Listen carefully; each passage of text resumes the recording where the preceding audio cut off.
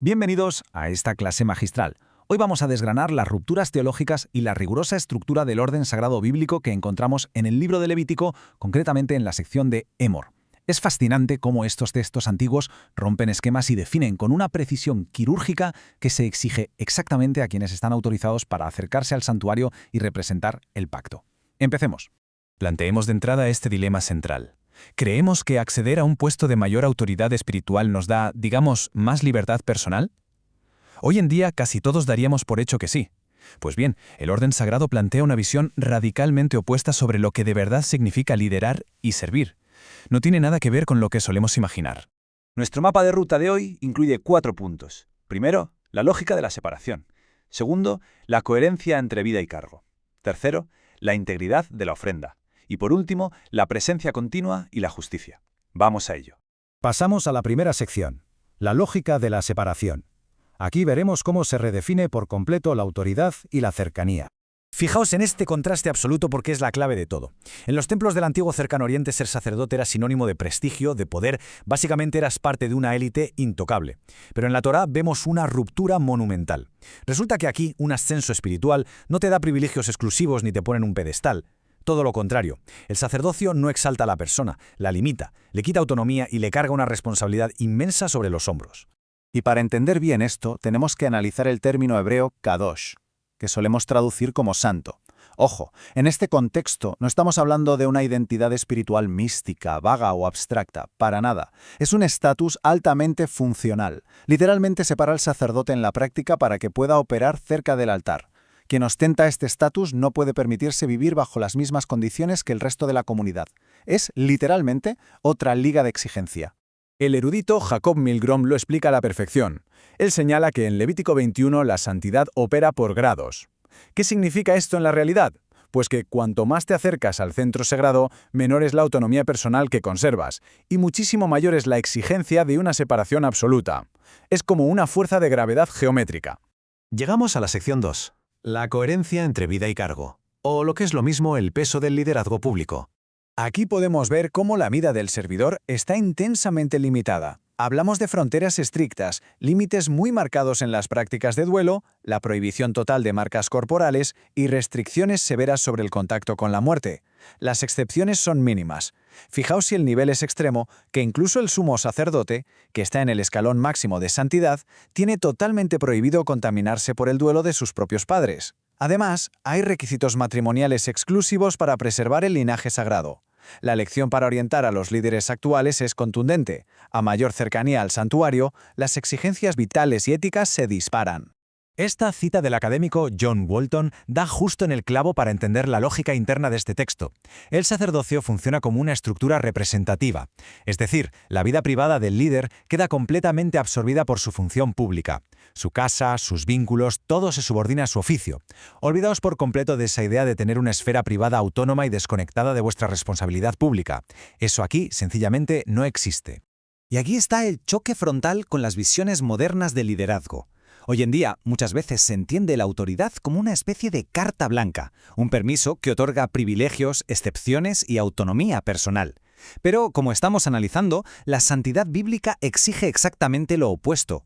Tener autoridad requiere mayores restricciones éticas. Pertenecer a la comunidad no te da derecho automáticamente a ejercer una función representativa. Por lo tanto, la conclusión es muy seria. Un líder que afirma ocupar un cargo sagrado, pero vive su vida privada, su matrimonio o sus duelos sin ningún tipo de límite, no es que esté cometiendo un simple error moral. Está profanando activamente el mismísimo orden sagrado que dice representar. Las dos cosas no pueden coexistir. Entramos en la sección 3, la integridad de la ofrenda. Subtítulo: Cuando las buenas intenciones no son suficientes. Hablemos del concepto hebreo tamim, que se traduce como sin defecto o completo. Nos habla de una exigencia de compatibilidad funcional y objetiva que es indispensable para poder presentar algo en el altar. Y cuidado, porque esto destruye por completo esa idea tan nuestra de que lo que cuenta es la intención. Las buenas intenciones, por muy puras o nobles que sean, no convierten mágicamente una ofrenda defectuosa o mutilada en algo aceptable ante Dios. Al analizar esta comparativa vemos un espejo perfecto entre el mediador y la ofrenda. El sacerdote no puede tener defectos corporales funcionales, de lo contrario se le restringe el acceso al altar. De la misma manera, a la ofrenda, el sacrificio animal no puede presentar mutilaciones ni defectos o será rechazada. Ambas esferas exigen una integridad física que esté a la misma altura del orden que representan. El mensaje clave aquí es que el altar es quien define el estándar de aceptabilidad, no nosotros. Llevar al altar las obras, bienes dañados o cosas defectuosas no es una forma menor de devoción. Es una contradicción directa y una profanación de su sistema. No sirve decir que uno da lo que puede si no se cumple el estándar. Presentar ofrendas dañadas sencillamente no honra a Dios. Llegamos a la cuarta y última sección, presencia continua y justicia. ¿Cómo se sostiene la santidad de toda la comunidad? Este pilar final combina el mantenimiento de la presencia divina con la justicia pública. El servicio diario ininterrumpido requiere dedicación absoluta. Pensemos en estos elementos. Se exige aceite de oliva puro machacado para una luz continua, el ner tamid. Se requieren 12 panes de la presencia rigurosamente ordenados cada Shabbat, sin fallar jamás, e incienso puro. La presencia divina exige mantenimiento, constancia y un servicio diario sostenido. Los simples impulsos ocasionales de devoción aquí no tienen cabida. Y por eso mismo es vital entender el término chalal, es decir, profanar. Profanar significa básicamente degradar una condición santa. Es convertir en algo común o tratar de manera casual aquello que el orden sagrado nos exige mantener bajo la más estricta separación y vigilancia. Pero todo este sistema de culto no puede subsistir en el vacío. Requiere equidad social. Si se blasfema el nombre, se exige una consulta judicial estricta, nada de represalias impulsivas o venganzas emocionales. La comunidad entera debe ejecutar el juicio públicamente. Además, la justicia debe ser estrictamente proporcional, lo que conocemos como lex talionis.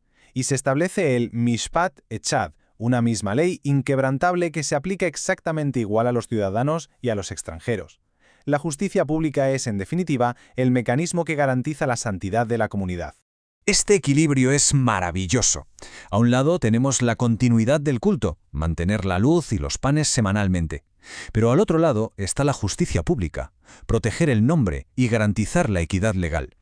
La dura realidad es que mantener una liturgia impecable no vale absolutamente de nada si la comunidad fracasa al aplicar la justicia pública igualitaria. Ambos lados sostienen el peso del pacto. Una liturgia sin justicia nos deja un sistema roto y profanado. De todo este profundo análisis extraemos una advertencia solemne. Al acercarnos a estos textos y entender la magnitud del orden sagrado, la única actitud sensata es la reverencia. Como hemos aprendido hoy, seamos rápidos para escuchar y lentos para rechazar. Analicemos que podemos estar profanando el nombre de nuestro Dios y cometiendo un error al dar ligereza a sus mandamientos, un orden que Él ya estableció.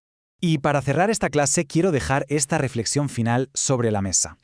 Si ya sabemos que la verdadera autoridad bíblica y la cercanía a lo divino exigen las limitaciones y la coherencia más estrictas posibles, ¿cómo deben los modelos actuales de liderazgo replantear por completo su búsqueda de autoridad? Es un estándar altísimo que exige sacrificio, integridad absoluta y una inmensa responsabilidad pública. Nos hace replantearnos, sin duda, todo lo que creíamos saber sobre qué significa realmente liderar.